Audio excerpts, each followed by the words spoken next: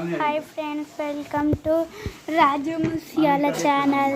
నేనైతే ఈరోజు సండే కాబట్టి మా మమ్మీ నేను ఎప్పటి నుంచో అడుగుతున్నా బాదం మిల్క్ చెయ్యు అంటే ఇప్పుడు చేస్తుంది.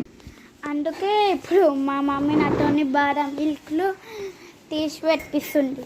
చూడండి, ఇన్ని కాలం తీయాలా. ఈరోజు నా కష్టం వలిసినట్టే ఫ్రెండ్స్. ఇప్పుడు గిన్నె తీసిన. నాకు ఈ బాదం ఒలవడం అంటే నాకు ఇష్టం ఉండదు, ఎందుకంటే బాదంలో ఒలుస్తాం కదా, అప్పుడు గోర్లకి కొద్దిగా వైట్ కలర్ పోతుంది. అందుకే నాకు బాదం ఒలవడం అంటే ఇష్టం ఉండదు.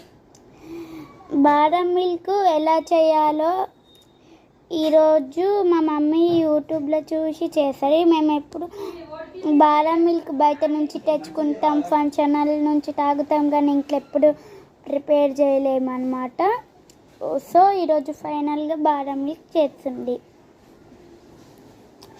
ఇప్పుడు చూడండి ఎంత బాగుందో.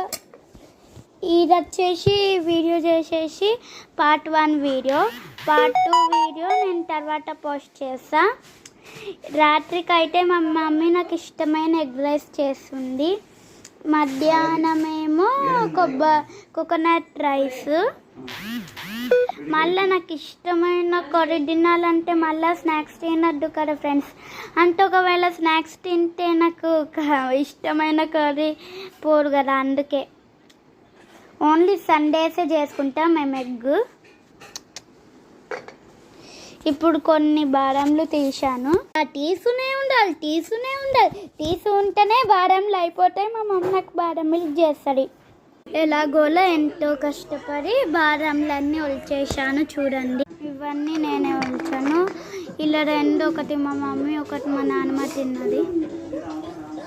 బాదం పొట్టు.